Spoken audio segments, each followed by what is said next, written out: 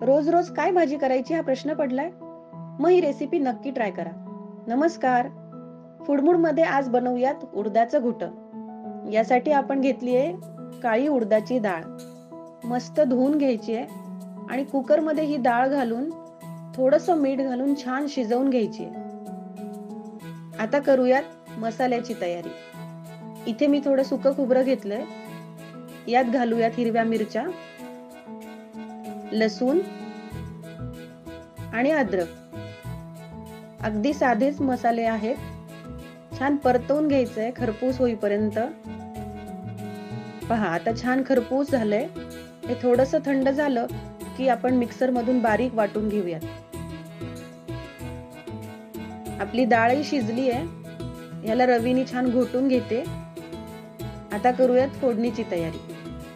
कढईमध्ये इथे थोडंसं तेल घातलंय मी.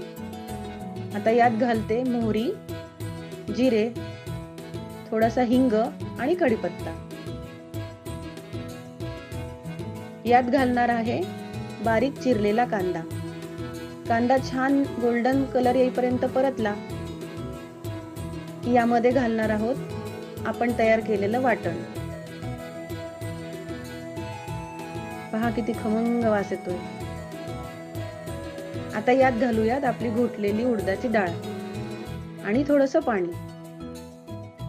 छान असं त्याला मिसळून घेऊ आणि यात घालूयात अर्धा चमचा हळद, अर्धा चमचा मसाला आणि चवीनुसार मीठ. आणि आता ही डाळ आपल्याला उकळी येईपर्यंत ठेवायची आहे. डाळ छान उकळली की गरम गरम भातासोबत आणि गरम गरम भाकरीसोबत खायला तयार. आणि करायलाही तितकीच झटपट आहे की नाही कमाल रेसिपी. ह्या पावसाळ्यात ही रेसिपी नक्की ट्राय करा आणि मला नक्की कळवा. माझ्या चॅनलला लाईक करा, सबस्क्राईब करा आणि व्हिडिओ आवडला असेल तर नक्की शेअर करा. अशीच नवीन रेसिपी घेऊन लवकरच भेटू. नमस्कार.